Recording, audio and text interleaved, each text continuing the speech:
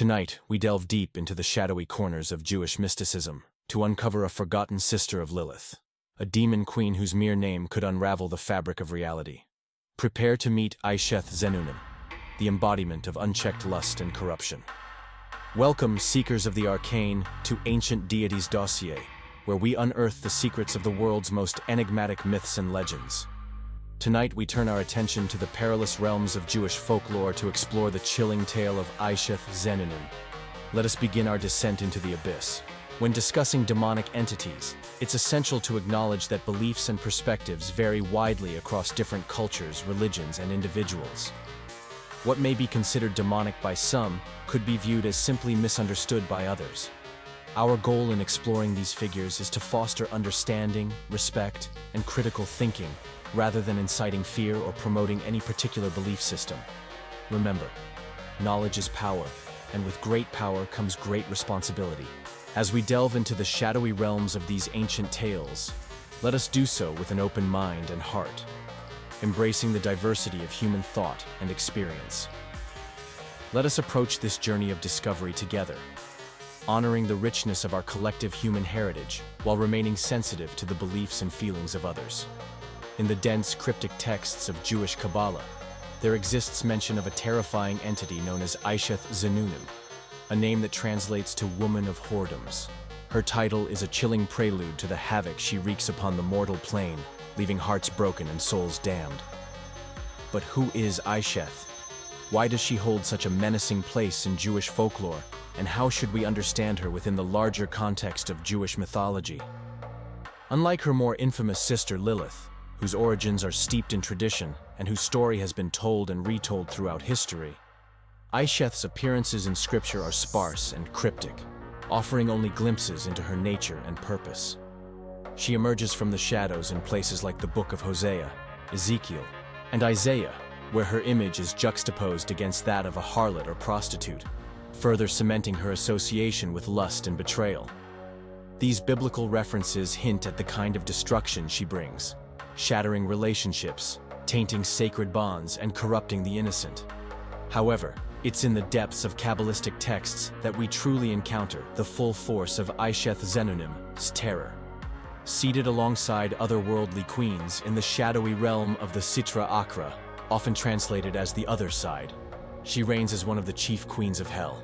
This realm is essentially the shadow aspect of creation, a dark mirror reflecting the negative potential of the divine sparks present in all things.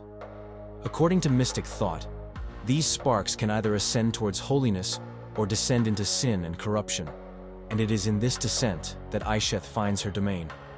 But who exactly is she?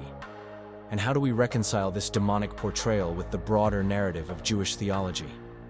Within this complex system of esoteric teachings, the cosmos is mapped into a grand tapestry of 10 emanations called the Sephirot. These Sephirot, personified by both male and female energies, represent various aspects of the divine.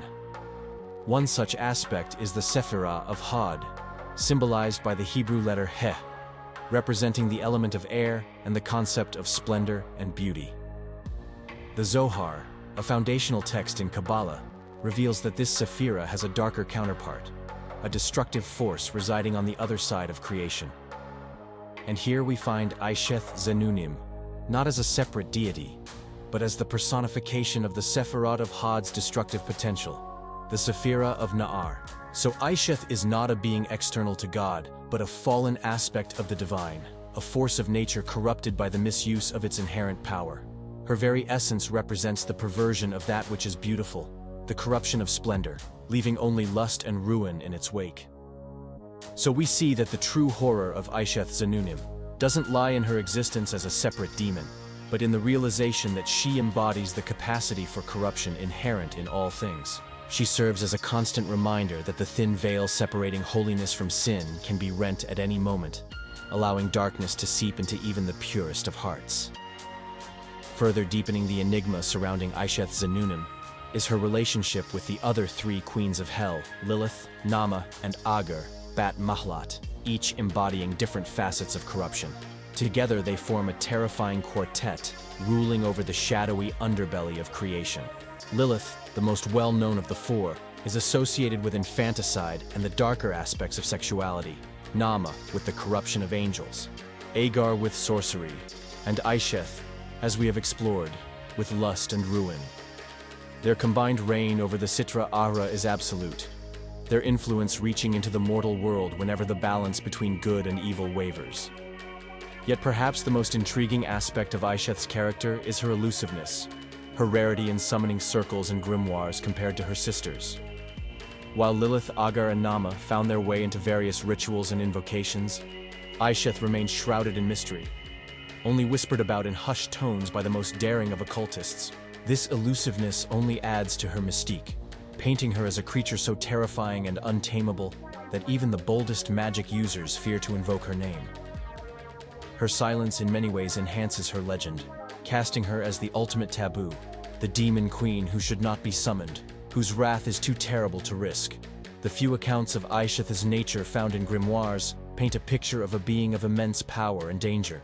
She is often described as being able to assume various shapes at will, from that of a beautiful woman to more horrifying monstrous forms. This ability to shift and deceive mirrors the fluidity of lust itself, which can disguise itself as something pure and innocent before revealing its corrupting nature.